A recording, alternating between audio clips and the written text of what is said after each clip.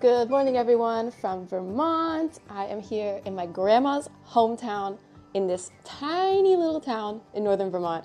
And today I'm going to show you guys around. So this room I'm in right now is the sleeping porch. My uncle is using it. And as you can see, it is very foggy. Very, very, very, very foggy here in the morning. You can't even tell if it's going to be a blue sky day or a cloudy day because it's just fog everywhere.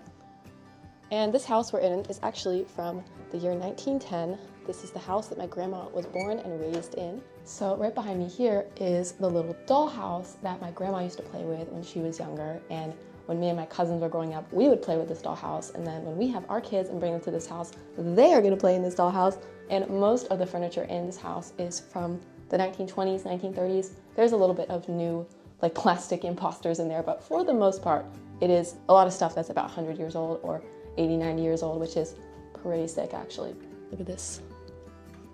Look at these little babies. You'll never see a doll that looks like this anymore. So right here is a bedroom.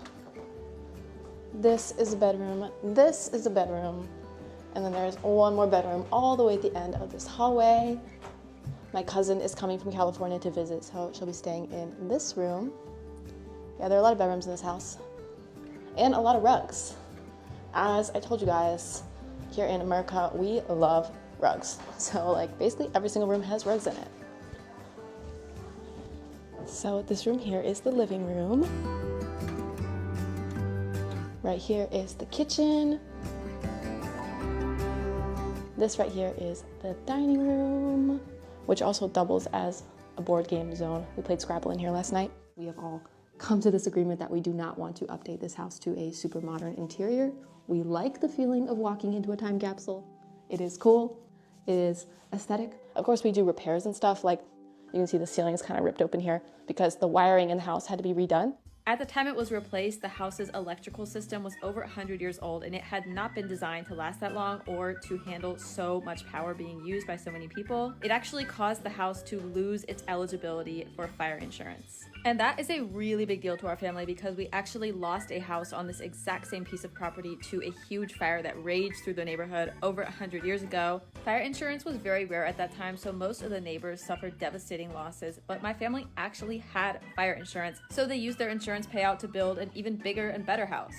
This is why there are a bunch of fire insurance posters hanging all around this house reminding us that we must have it, so my uncle took 2 months to coordinate tearing the house apart, redoing all of the wiring, so we could have fire insurance. If you don't have it, get it. That shit's important. Okay, tangent over.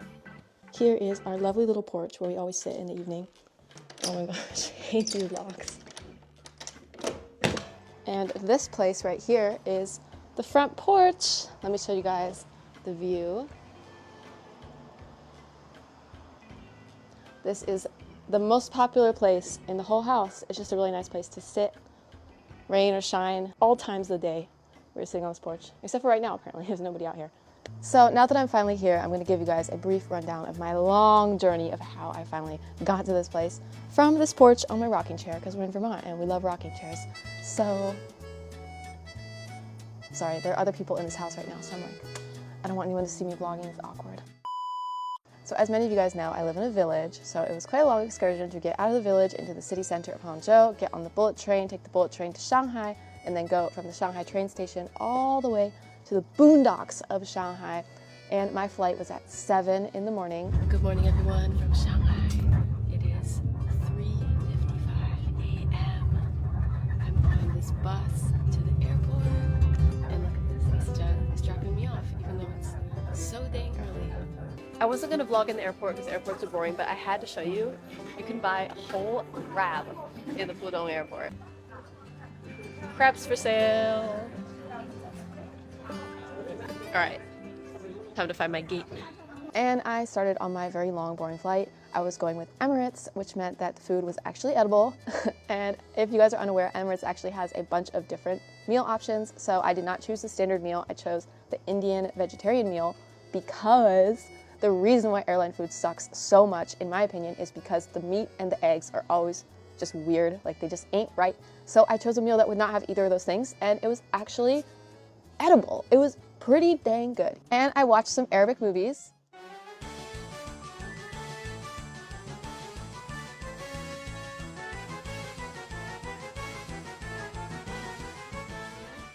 And then I arrived at my layover, which was in Dubai.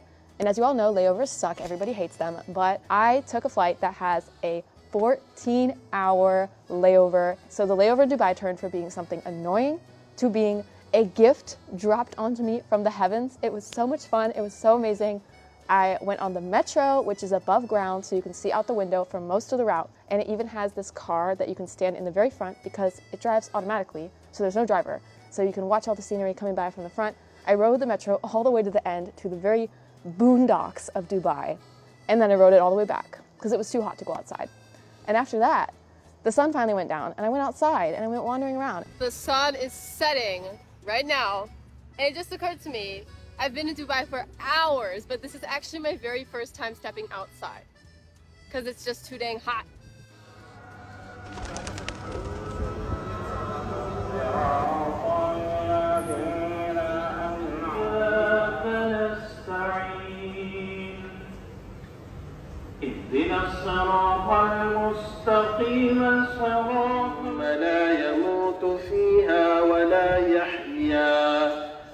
It was very fascinating. It was very interesting window into a part of the world I've never been to. I've never been to the Middle East before. It was the best layover I've probably ever had, honestly. And then after that, I got back on another long, boring flight, and I finally arrived in Washington, D.C., which you would think would be the final destination, but it was not. I actually had another flight the next day at the crack of dawn to come to Vermont for my family reunion.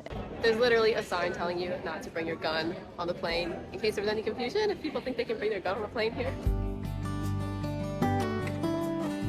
This airport has rocking chairs. Welcome to Vermont, everyone. And now I'm finally here, and I'm gonna show you guys around the neighborhood, so let's go.